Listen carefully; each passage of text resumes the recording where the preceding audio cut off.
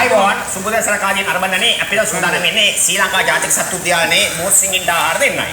මේ සත්තුන්ට ආහාර දෙන ගමන් මේ සත්තු ගැන කෙටි හැඳින්වීමක් කරලා බලාපොරොත්තු වෙනවා. මොකද අද දිනේ ජාතික සත්තු උද්‍යාන අරබන්න ඇවිල්ලා අපේ චූට්දර පුතාලා යම් සතෙක් ඉගෙන ගත්තොත් අධ්‍යාපන පැත්තේ වැදගත් වෙයි කියලා අපි හිතනවා. ඒකම පුංචි හැකියාවල් කීපයක් තියෙනවා. ඒ හැකියාවල් ඉදිරිපත් කරන්න අපි සූදානම් වෙනවා. මම මුලින්ම අපේ පුංචි සූතලා කවුද කියලා හඳුනලා දෙන්නම්.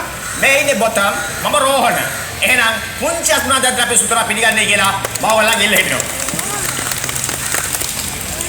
බොහොම ස්තුතියි. මේගොල්ලෝ කියන්නේ මුහුදු සිංහෙන් කියලා. මේගොල්ලෝ ජීවත් වෙන්නේ මුහුදේ. මුහුදේ සිංහෙක සමාන මුහුණක් අනිස තමයි මේගොල්ලන්ට මුහුදු සිංහෙ කියලා කියන්නේ.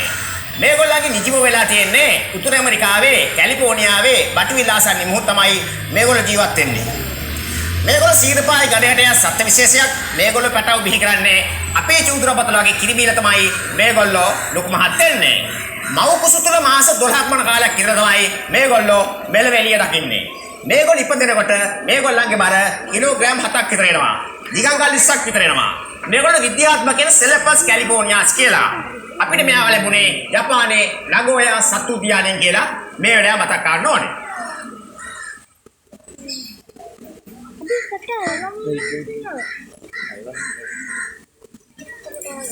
අපේ චූද්‍රපතල දැනගැමති මේගොල්ලෝ පුරුදු කරන්නේ කොහොමද කියලා මේගොල්ලන්ට ආදරය කරුණාව එක තියෙන්න ඕනේ.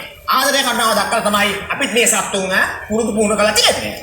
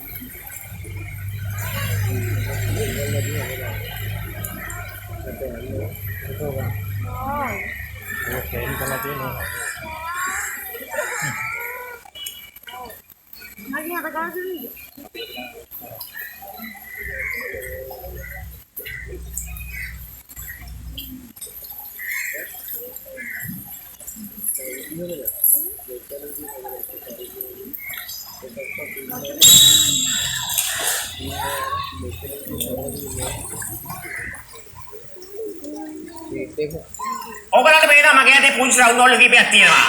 දැන් මේ වල ටික බොතම්ගේ මෙලට දාන්න සූදානම් වෙන්නේ. බලමු බොතම් කොහොමද දෙන එකෙන් එක මෙල දාගන්නේ කියලා.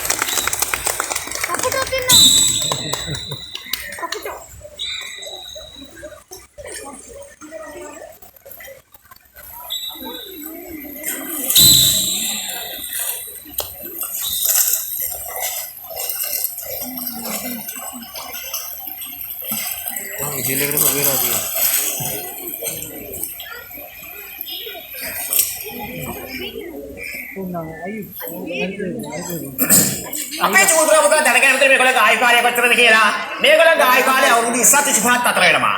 මෙයාගේ මාස තාම